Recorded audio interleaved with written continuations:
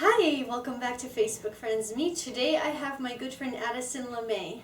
Hi. Hi, how are you? Great, thanks for inviting me. Oh, you're very welcome. Now, Addison, we must have met in 2010. So what was the class we took? Do you remember? We took a scene study class with Paul Fouquet. Yeah, Is that yeah. how you pronounce it? Paul Fouquet? Fouquet, yeah. Fouquet. I'm sorry, I'm French. I should know how to pronounce that. Oh, maybe it is Fouquet. Maybe. Hi, Paul. Hi, Paul. He's a Facebook friend of mine. He's a Facebook friend of yours? Yeah. He's very great. good director. I learned a lot from him.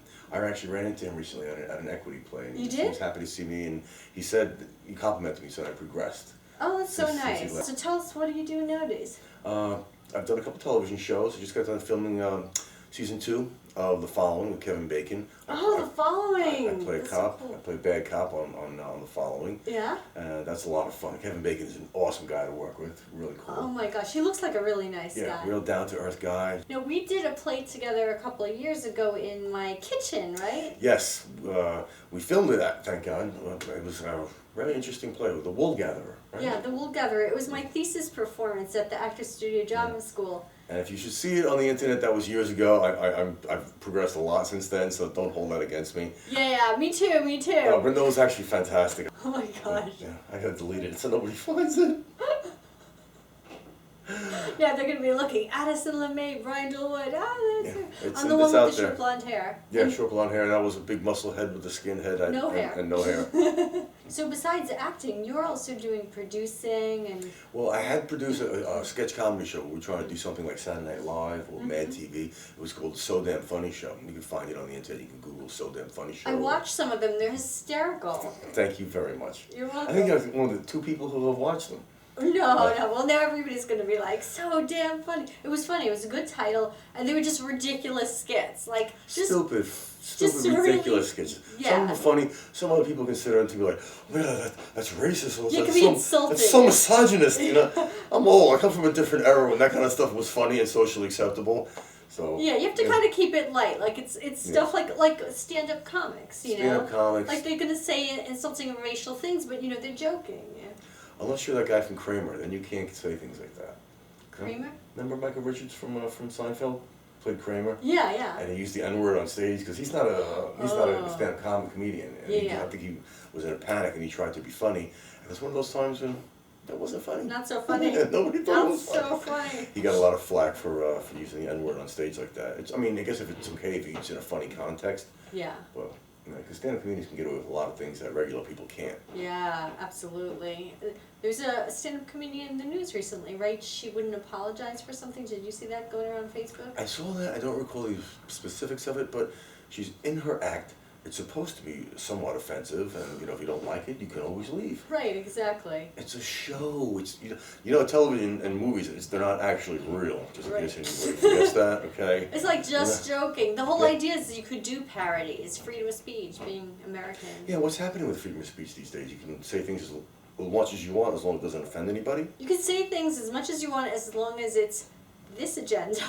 Or that agenda, or approved agenda, pre-approved by the television station that you're being featured on. Yeah. But that's a major threat to creativity in America, is that people are so sensitive over every little issue. Yeah. And, freedom of speech is there to protect the things that are offensive. Nobody needs protection from freedom of speech for things that are accepted. You need freedom of speech to protect the things that are offensive. Right, the whole idea is we could say anything about anybody, and I think, didn't they make some kind of law that you can't say anything bad about Muslims? I don't know if that's true or not. No, they can't pass a law like that, but, in good taste. A lot of Muslims don't have a great sense of humor. I don't know. You don't see a lot of comedy clubs in Saudi Arabia.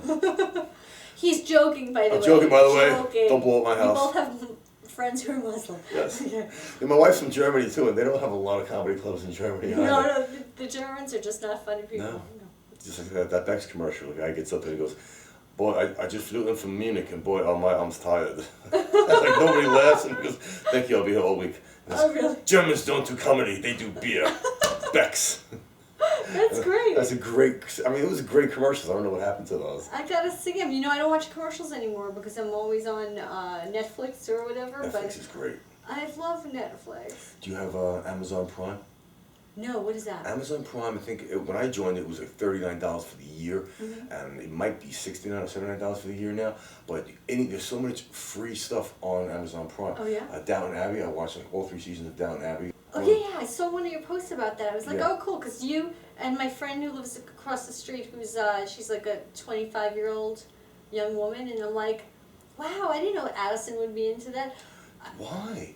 People say that to me, like, you don't look like the kind of guy who would like Downton Abbey. Like, that's almost like a feminist show. It's not. It's great script writing, great characterization. You get two families going on, two family stories going simultaneously. The rich family and his daughters, Yeah. and then you have the servants who live in the house, and you get to Yeah. follow their lives. And sometimes the storylines, cross over. Yeah, like the ones that got married, right? The ones that got married, but not just that. There's always things that are happening. It's a house, so much activity, so many people live That's there. so cool. You know what? I was loving that show, and I stopped watching after they killed off the first daughter they killed off. Sybil. She Oh my died. God. Oh, that was Oh my heart-wrenching. God. She died in the bed. The child. Spoiler alert! She dies. Oh my God! It was so disturbing. I just And stopped he's watching the crying. show. I mean, he loved her. And then I heard they killed off Matthew. He was the only likable character. Am I He supposed died. to not say You this? probably shouldn't say that. Spoiler alert again. Matthew dies at the end of the third season, and that was tough. Sorry. But he wanted to leave. Oh, so you were gonna say you wanted to After stop. 3 years, he said, "Listen, I'm getting typecast. I wanted to move on to Oh, other the actor projects." did. That's dedication. You know, as an actor, sometimes it's hard to find work. This guy's got 3 years of solid work, principal leading role work, Yeah. and he left. I don't know if I would have done that. I don't know if that was a smart Work in move. the off season or something. Yeah, exactly. There are plenty of actors that I see on two shows. Like, did you watch Dexter? I love Dexter. Okay, he played the cop who was in love with Deb. Dexter. Joe. Oh, Joe. Okay, yeah, the cop, the detective. And he was also on Gossip Girl. Was he on As, Gossip Girl? yeah, he played Chuck's Uncle Jack. Okay. So on one half of the year he was on one show, the other half the other show. So it's crazy, I think, personally. I mean, maybe he's right. Maybe he's gonna like now get movies. Here's what it was. They made Dexter in the wintertime, so he went to Florida, where it's beautiful in the wintertime, and he come back to New York for For summertime. Gossip Girl. Yeah. Smart And thinking. yeah, but to quit after 3 years, just to quit without having anything. Oh, like Bradley Cooper, right? Bradley Cooper was on Alias. I never saw Aliens.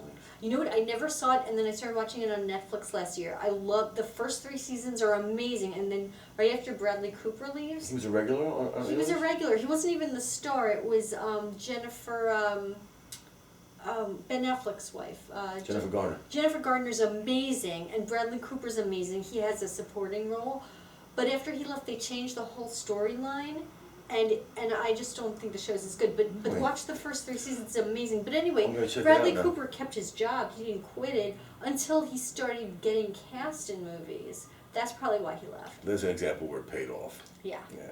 And I'm a huge Bradley Cooper fan because he graduated the year after me. We were in school together, Have you seen American Hustle yet? and so I'm just he's great. Fantastic. Yeah. Yeah. We're just all What a great- rooting for him because we're fellow Well, classmates. she went to school with him. Yeah, but he stood out back then too. I auditioned for a Bradley Cooper movie and didn't get the role, so I hate him now. Oh, That's not really? his fault. It was a place beyond, someplace beyond the pines. Oh, He did- okay. I auditioned for a role in that movie. Oh, well, guess what? You know what?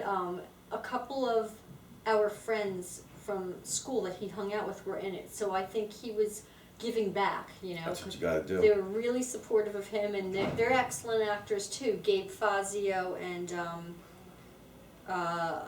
Luca, I think Luca defriended me. Luca, but no, Luca defriended you? yeah, but yeah.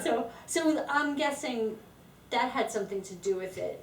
Had nothing to do with your talent, You never know what they're looking for. You never know, but the thing is, you're there. If you don't show up, then you definitely don't get the part. I always got cast as the bodyguard, the cop, the criminal, the tough guy.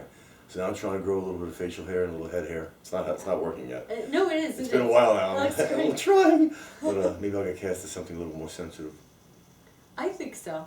I see a huge difference, and you lost weight too. Yeah, I lost about 40 pounds. Yeah, and Addison was never overweight. Like you always carried it because you were muscular, but now you don't look like the tough bouncer. Now you look like you could be a leading guy. I'm trying. Thank you very much. Very You're nice welcome. compliment. It was great to see you. I'm so glad Great you to see came you. over. Thank you so much for inviting me. You're welcome, and I hope we work together again soon. We'll do Okay. something. Awesome. Yeah. We will. See you next week. Bye. Bye.